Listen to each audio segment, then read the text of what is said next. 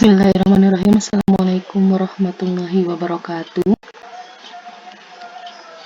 Ini menyambung dari materi kita mengenai persiapan dan perencanaan mengajar.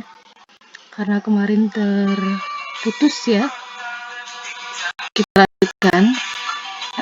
Mudah-mudahan masih ingat materi sebelumnya, yaitu bahwa mengingatkan tentang potensi atau keterampilan yang harus dimiliki oleh siswa abad 21, kemudian juga kemampuan guru yang harus dimiliki pada abad 21, dan bagaimana proses pembelajaran, di mana dalam proses pembelajaran itu terdapat input yaitu siswa, dan terdapat proses pembelajaran, dan terakhir adalah outcome atau hasil yang diinginkan dari proses pembelajaran tersebut. Dan hasil ini biasanya yang dinilai adalah hanya 3 hal, yaitu kognitif, keterampilan, dan sikap. Kognitif, keterampilan, dan sikap.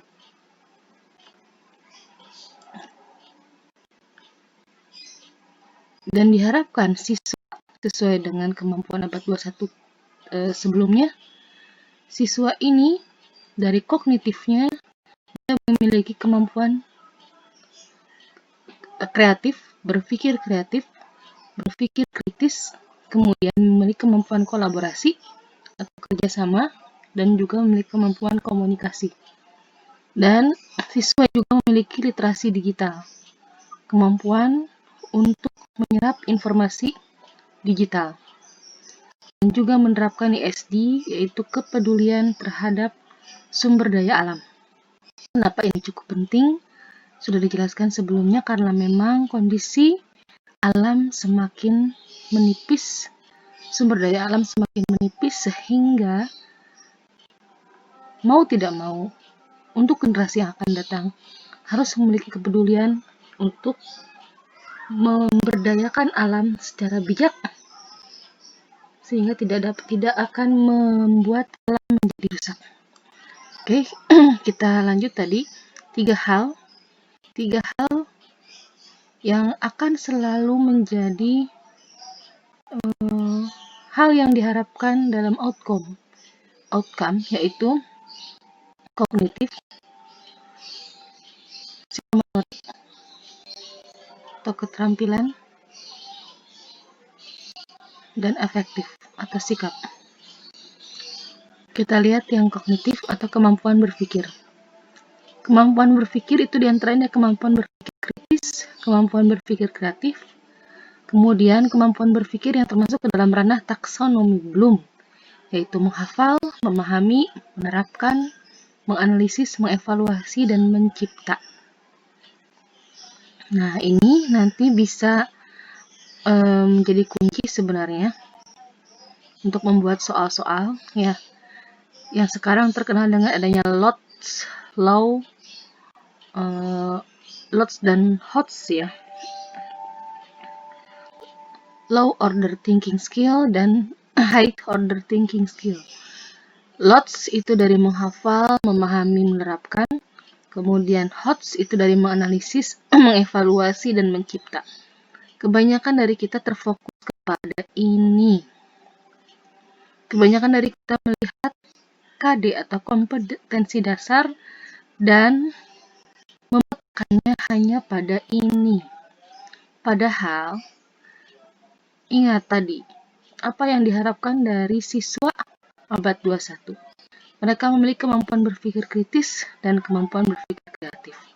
Dan ini jarang disinggung dalam sebuah pembelajaran dan juga evaluasi.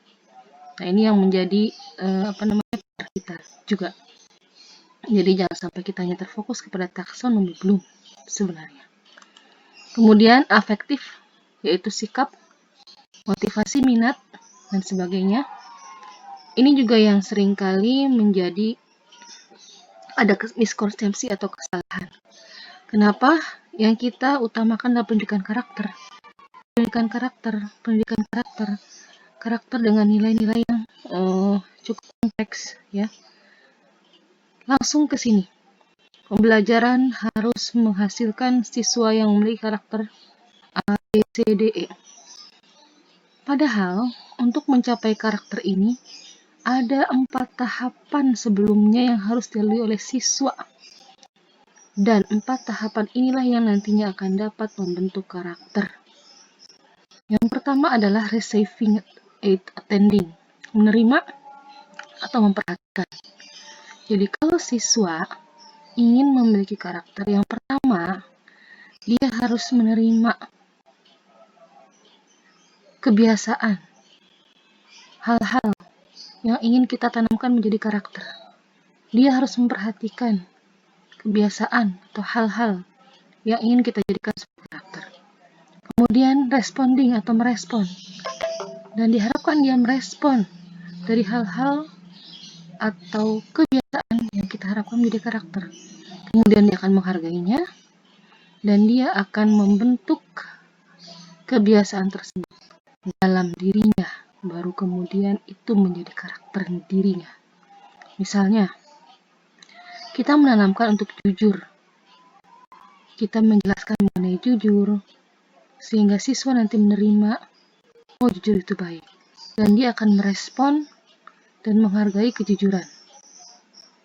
Dan dia akan menganggap kejujuran itu, menjadikan kejujuran itu dalam alam bawah sadarnya bahwa itu adalah memang baik dan akan dilakukan oleh dia, sehingga lama-kelamaan dia akan menjadi anak yang memiliki kejujuran yang tinggi.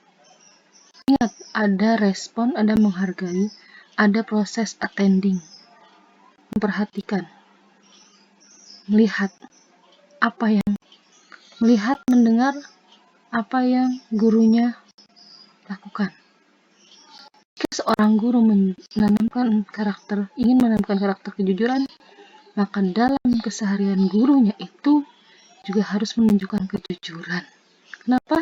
Karena itu dilihat oleh siswanya, dia akan memperhatikan, dia akan merespon, dia akan menghargai, dan dia akan menjadikan kejujuran itu dalam dirinya, menjadikannya sebagai karakter. Dari hasil melihat, mendengar, memperhatikan apa yang gurunya berikan dan apa yang gurunya lakukan. Inilah kemampuan afektif inilah yang tidak dapat digantikan dengan pembelajaran daring. Ini mau tidak mau, jika kita ingin melakukan karakter, memang paling efektif adalah dengan luring atau pembelajaran langsung tatap muka. Kemudian keterampilan. Keterampilan ini ada psikomotorik dan ada motorik. Kita lihat. Keterampilan ada psikomotorik dan motorik. Jadi keterampilan psikomotorik itu seperti cara berpikir tahapan-tahapan untuk melakukan suatu hal. Sedangkan motorik itulah melakukannya. Contoh misalnya, kita ingin menjahit misalnya ya. Kita ingin menjahit, maka apa yang dilakukan dalam pikiran kita akan terlintas atau akan tercetus tahapan-tahapan untuk kita menjahit. Misal, kita mengambil baju untuk dijahit, mengambil baju yang akan dijahit, kemudian mencari benang yang sesuai dengan warna baju tersebut, kemudian memasukkan benang ke dalam jarum, baru kemudian menjahit.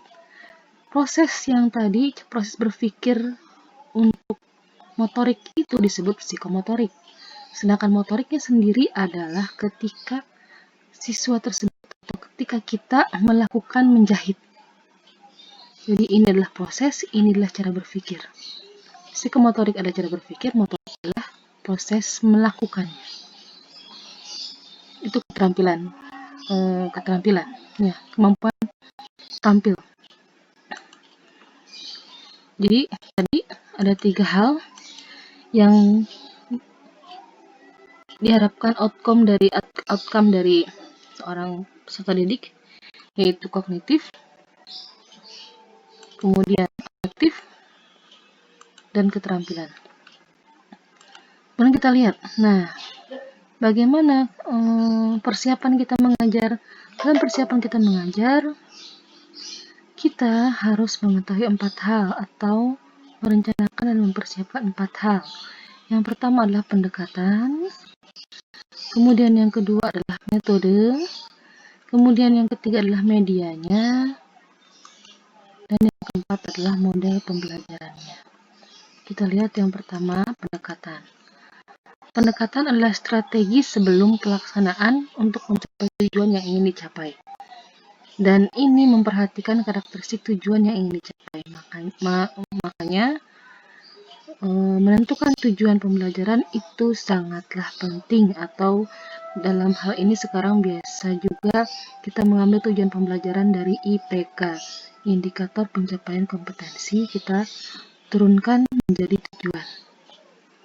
Contoh pendekatan konsep, ada pendekatan proses, ada pendekatan lingkungan, ada pendekatan konstruktivisme. Masing-masing pendekatan jika berbeda maka akan berbeda pula cara mengajar kita. Akan berbeda pula model yang akan kita gunakan. Akan berbeda pula media yang akan kita gunakan. Akan berbeda pula teknologi yang akan kita gunakan. Contoh pendekatan konsep. Pendekatan konsep berarti seorang guru menjelaskan terlebih dahulu konsep dari sesuatu. Misal, contohnya adalah misalnya menjelaskan mengenai konsep mengenai wudhu. Pendekatan konsep berarti guru menjelaskan dulu mengenai wudhu, niat wudhu, kemudian rukun wudhu, kemudian syarat sah wudhu, kemudian tahapan-tahapan wudhu, menjelaskan dulu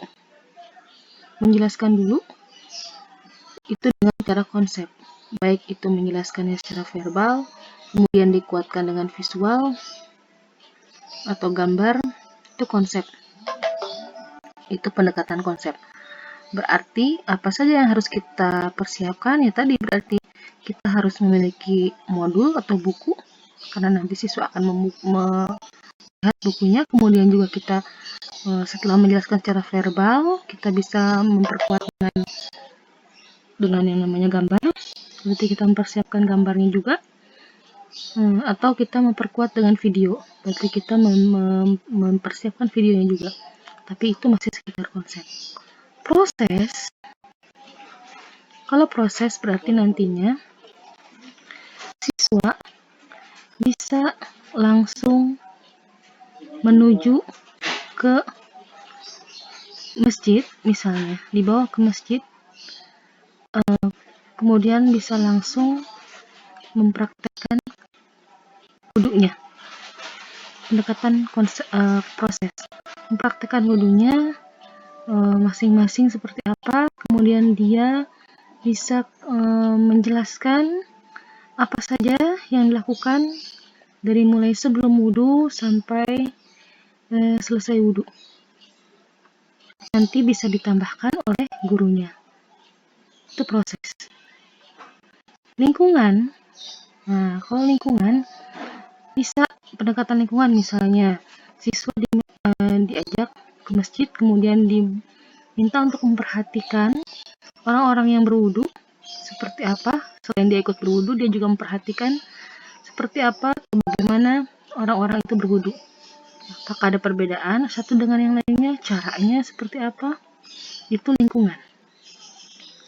Dan konstruktivisme ini perpaduan.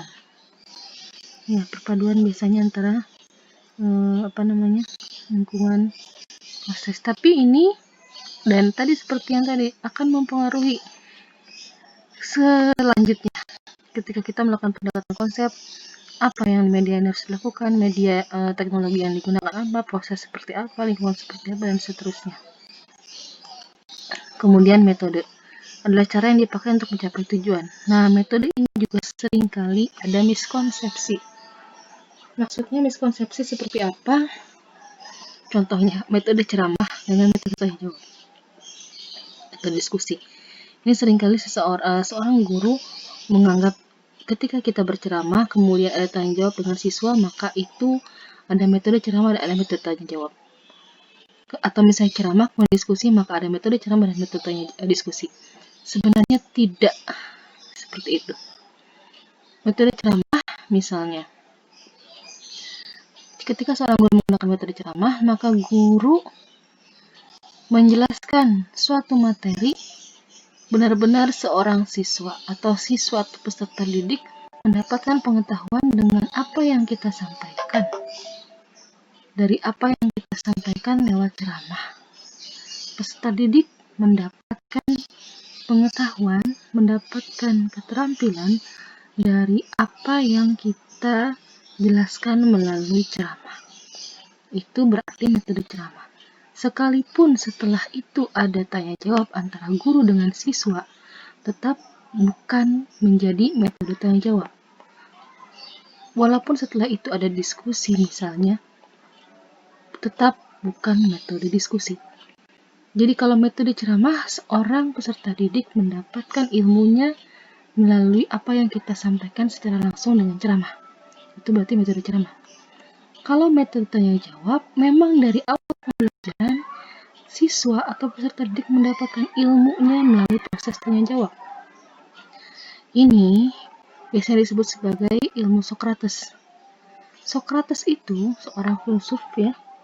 Dia diantaranya adalah menanamkan, membuat peserta didiknya mendapatkan ilmu dengan dia selalu memberikan pertanyaan dan dijawab oleh siswanya. Pertanyaan dijawab oleh siswanya. Dari awal proses pembelajaran, guru itu memberikan pertanyaan dan dijawab oleh siswanya. Memberikan pertanyaan dan dijawab oleh siswanya. Sehingga kemudian siswa dapat menyimpulkan ilmu dari proses tanya jawab tersebut. Ingat, di sini guru tidak memberikan ceramah, tetapi memberikan tanya jawab dari awal sampai akhir. Diskusi pun sama seperti itu. Jadi, siswa mendapatkan ilmunya dengan proses diskusi. Tidak ada ceramah, tapi langsung kepada diskusi. Dan ingat, tidak semua materi itu dapat digunakan metode diskusi. Jangan sampai menerapkan materi-materi yang tidak perlu didiskusikan dengan diskusi. Contoh misalnya tentang materi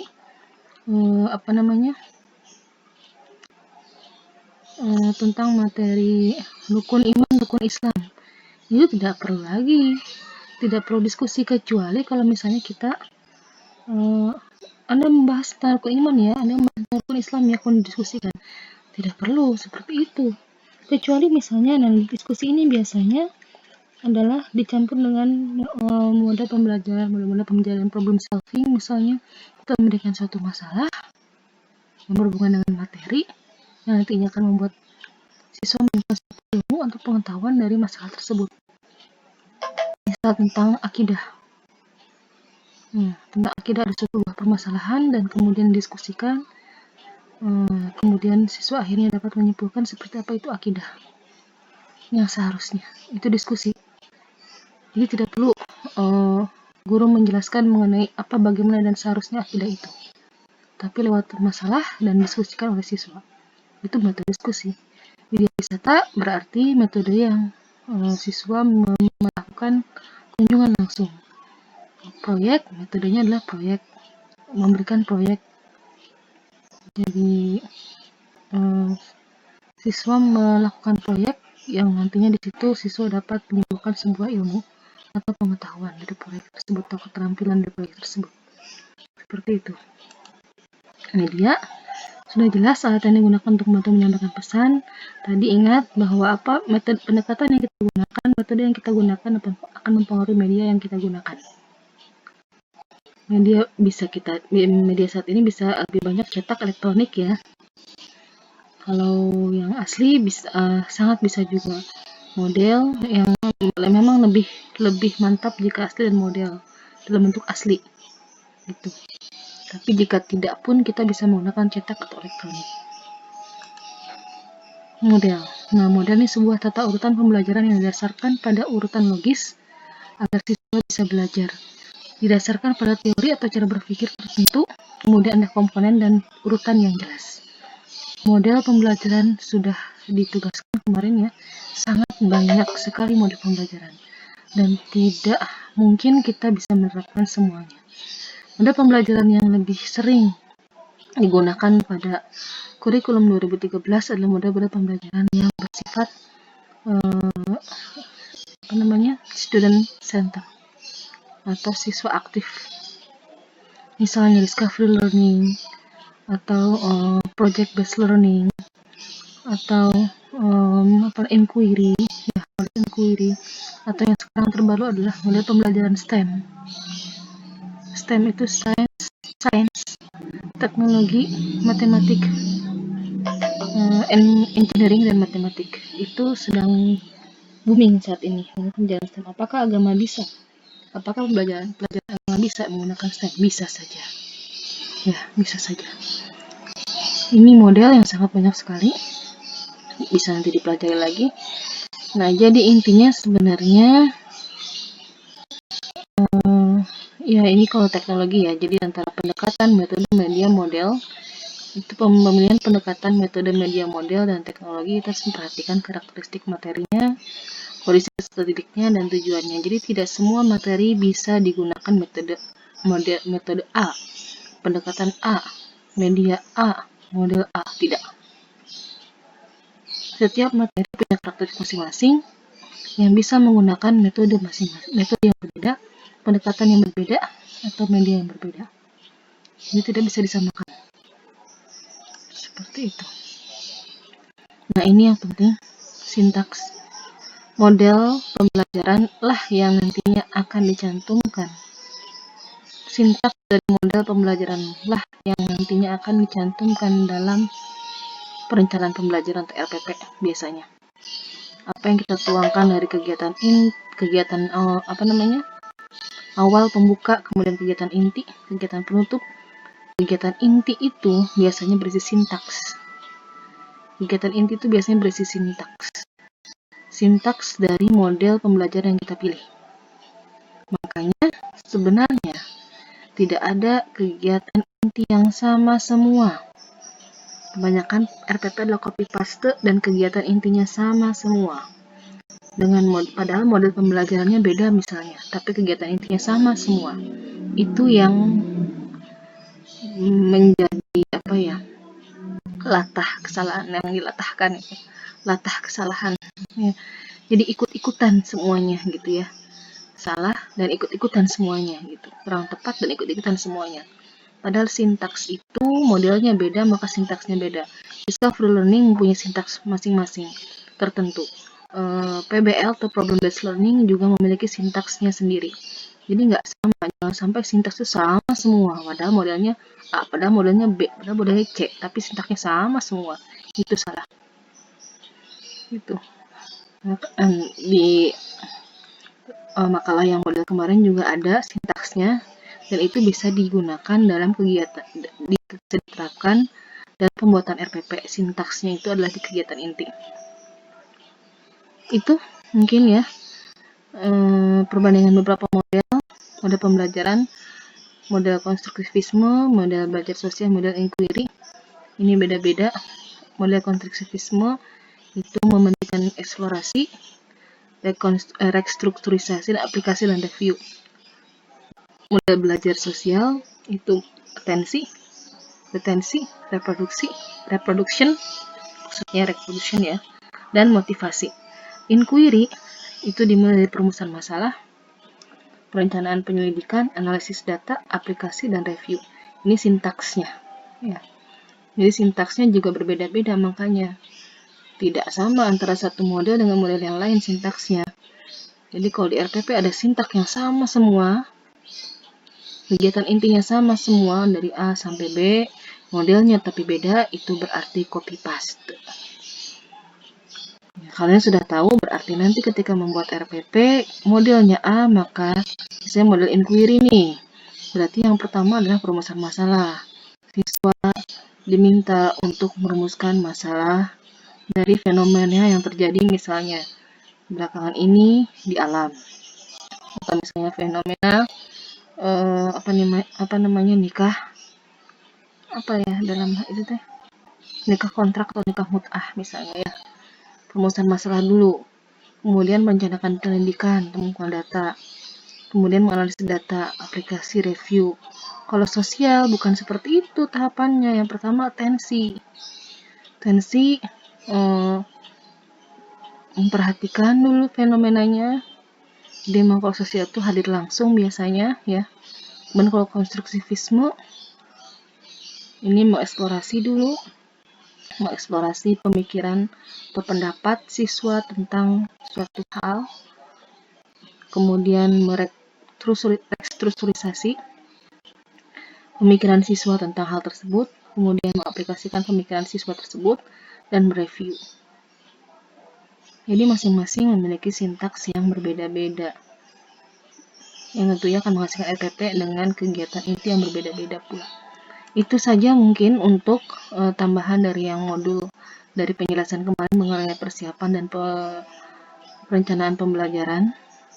Mudah-mudahan bermanfaat. Ingat apa yang saya sampaikan mudah-mudahan bisa diaplikasikan, bukan hanya sekedar untuk menjawab soal UAS.